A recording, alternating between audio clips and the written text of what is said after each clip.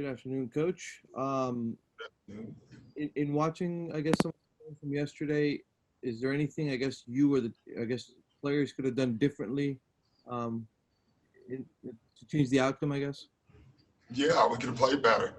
But again, we've had a lot of self-inflicted wounds. That sounds like a broken record, but there's obviously things we need to do as a staff as well.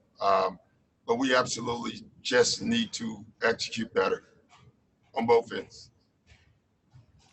Thanks. We'll go down to Mark Medina for a question. Hey, Doc. Hey, Mark. Off topic here, but it's obviously important. How did you process the news with the Wisconsin situation with the shooting? Yeah, it's just, we've been processing the Wisconsin situation now for 58 years. That's how old I am, and it just keeps happening over and over again. And it's just sad. It is. It's just sad. So that's how I process it. I didn't see it till late last night. Actually was saw it on Ray Allen's post of all people, and it's just tough. Thanks. Next, we'll move to Dan Wyke. Hey, Doc. Sorry to bring it back to basketball. You guys operated with a very big picture approach all season when it came to just the way you guys handled everything.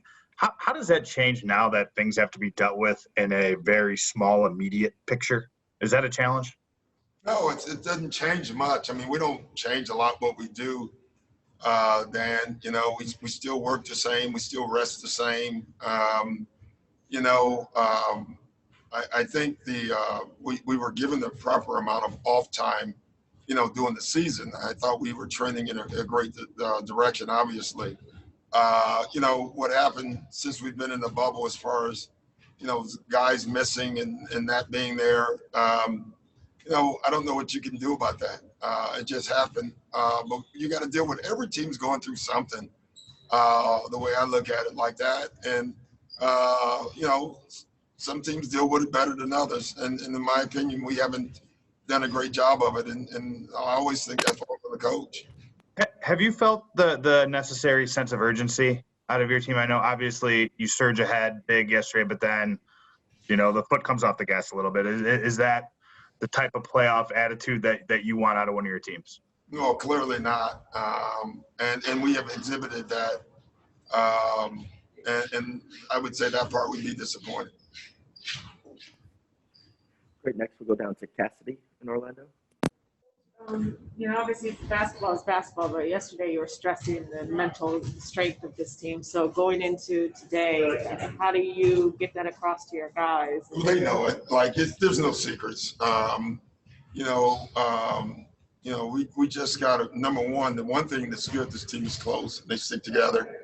But we can't get emotionally unattached in a game, and it does happen. It happens to everyone, but we're up and 21, and it was happening at that point, as far as I can see, and I didn't like it. Holm, you can go ahead. Hey, Doc. When you watch the film with PG, is there anything you're seeing outside of maybe is he just lacking confidence, or is anything schematically you can do to kind of get him going? And what's your history when you have a shooter who's struggling? How do you usually approach it? I just let him keep shooting.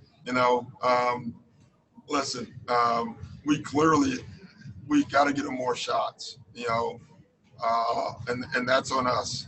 And that's on all of us. But I just want him, he got great looks last night, and I just want him to get more of those and take more of those, he needs to shoot 20-plus times. He needs to get the ball up in the air. And he will. He will. I feel very confident about PG because I always have. Move over to Andrew Greif. Hey, Doc, when you mentioned those self-inflicted wounds, every team at this point will make mistakes, obviously, but the things you saw yesterday, were there some mistakes you felt like were just inexcusable for kind of this point in the season? I honestly think game plan mistakes in the playoffs are just inexcusable, period. And, you're going to make human mistakes as far as the way you play you're going to miss layups, you're going to miss jump shots, you're going to fall down, you're going to accidentally foul, you know, because I don't think anyone intentionally fouls for the most part. But you know, the game plan mistakes just can't be made, and we're doing them in a major fashion. And again, I always look at it, I got to do a better job to get us not to do them.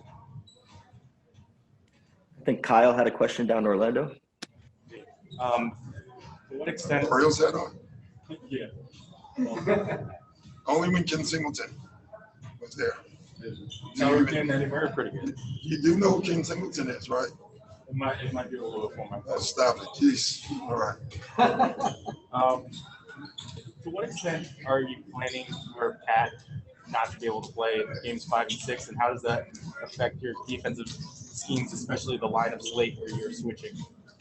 Yeah, you know, listen, if we had a switch right last night, that matchup wouldn't have happened. You know, so even that one we didn't do right. But Pat, I haven't heard one thing that he may play. That doesn't mean he might not. You know, right now I'm not planning on it. And so because of that, we have to make tough choices at the end of every game. It's just the way it is. Is that something about the way he leads those groups defensively that usually gives you sort of the command of the scheme? I mean, he's a big part of our defense. There's no doubt about that. He's the voice for sure. I mean, he's one of the loudest guys, just talking schemes, and he does great homework, you know, to give him the ability to do that. But we don't have him.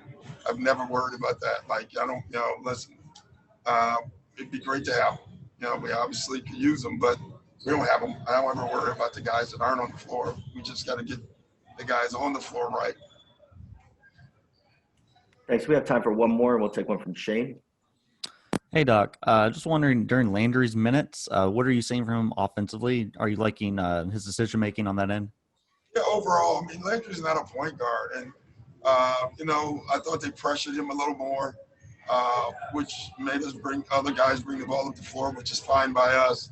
I didn't think he attacked the way he attacked the game before. I thought he settled for quick shots instead of putting the ball on the floor. But I thought he did that in the second half. One thing with Landry, man, like everything you ask him to do, he tries to do with 100% purity.